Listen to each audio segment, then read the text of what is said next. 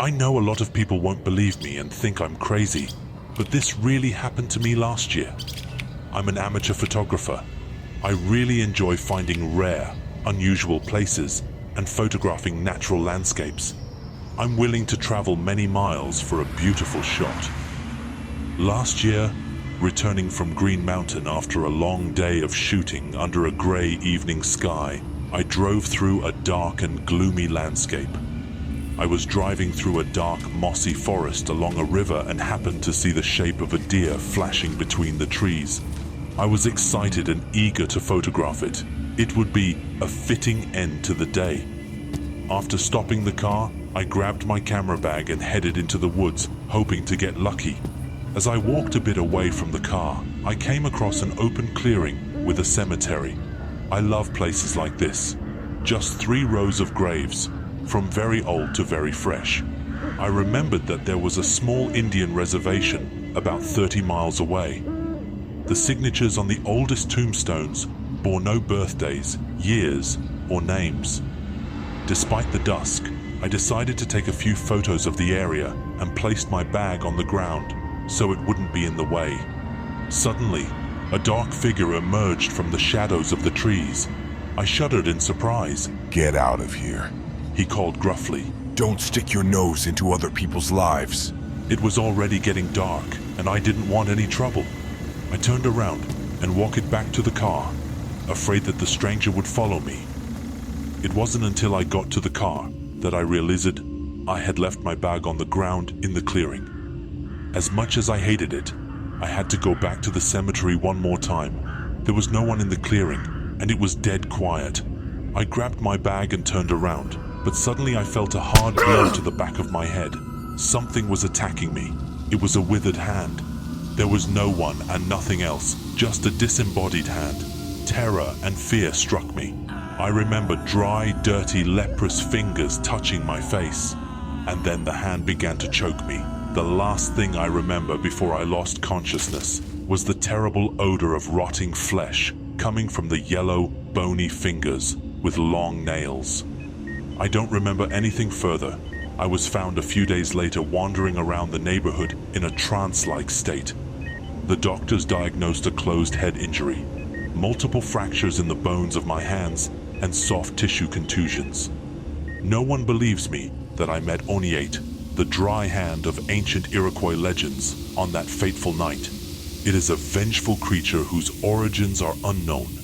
It punishes anyone who sows discord or abuses the dead. Oniate can fly, and anyone touched by this hand can be killed or blinded.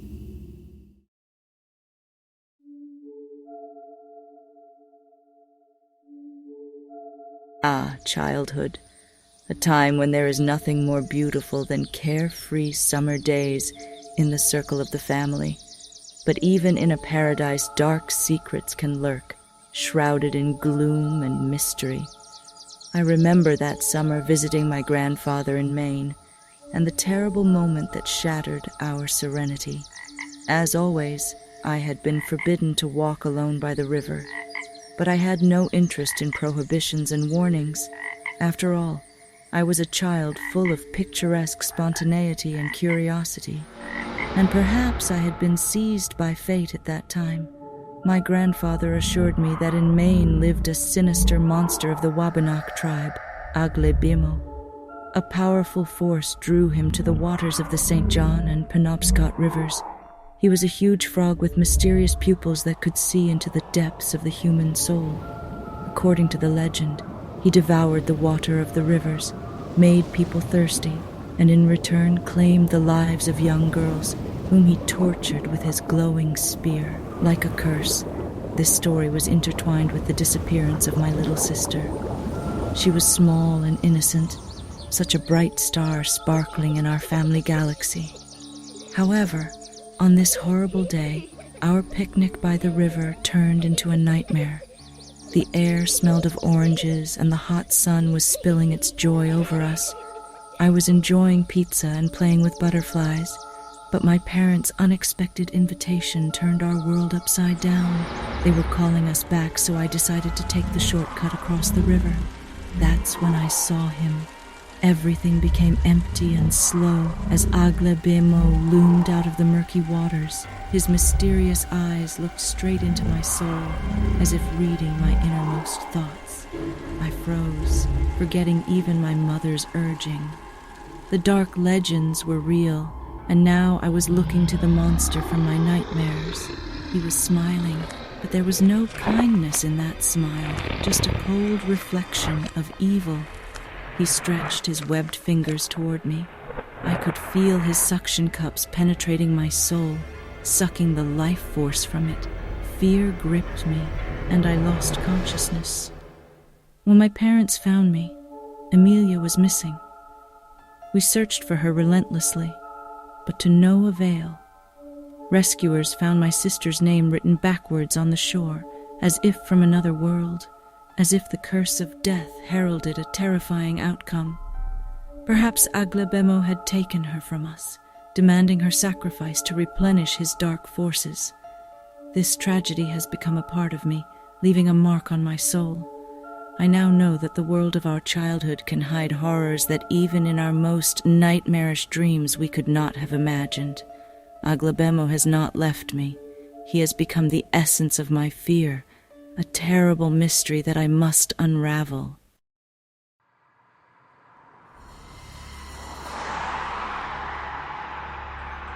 There are many mysteries and terrors hidden in the wide open spaces of American lands. And on a May morning in 2012, fate took me on a journey I can never forget. My old buddy, a trucker, suggested a week-long trip to the Northeast, and I accepted. I was struggling with a gambling addiction at the time and was excited for the opportunity. After all, what better way to escape from grim reality and spend time on a road trip adventure? The first few days were quiet, and we enjoyed each other's company and the world around us. But on the fourth day, the sky was suddenly covered with gloomy clouds, and the wind started howling as if warning of something ominous. Something in the air changed, and my buddy and I couldn't help but laugh. At this point, he began to tell me about the ancient Iroquois, their supernatural beliefs, and the spirits that caused terrible storms. We smiled, believing such stories to be mere fairy tales, but fear touched our hearts.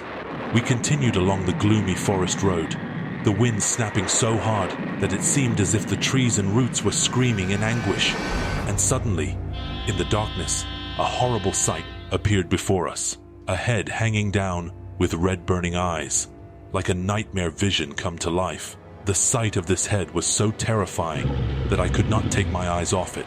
Strange hair, as if alive, framed this distorted face, and the eyes reflected an incredible menace. Sharp teeth, like blades, reflected a thirst for fear and blood. The wind seemed to come from that head, as if it embodied the very essence of the storm. Her gaze pierced me, a sense of terror hovering in the air. My friend swerved the steering wheel, trying to dodge this nightmarish vision, but it was too late. We plowed into the ditch, clinging to life as best we could. The truck was damaged, but we survived. We climbed out onto the road to see what we had just seen, but the mystical creature had vanished like a ghost. Mysterious and creepy, just like everything else around us now. The morning brought no relief. A passing trucker found us, seeing something odd about our condition. He asked if we had encountered the Cannibal, a legendary cannibal head from Iroquois lore that brings death to those it encounters. It became clear that we were not the only ones who had encountered this nightmare. On the way back, we avoided the damn road, silent and immersed in our own thoughts. We tried to forget everything, but even after a few months, my friend began to wake up from nightmares in which red eyes haunted him. We have come to realize that belief or disbelief in these terrifying creatures is irrelevant. The secrets of these legendary horrors exist, waiting to make the world even darker. Several years have passed since then, but the dreadful night still plagues me with nightmares in the same way. A friend of mine, a trucker, disappeared one day during his trip. His body was found by the side of the road, a few steps from his truck. His face was mutilated and his eyes were gouged out. A horrible sight, like a picture from the most hellish nightmare. Much water has flowed since then, but the threat is carried on the wind, and I feel that the next victim of the dark forces is myself. Every creaking tree, every gloomy alleyway reminds me that the boundary between reality and mysticism has been breached. I may be next in line when my sun slips below the horizon and night takes on its ominous canon sistante form.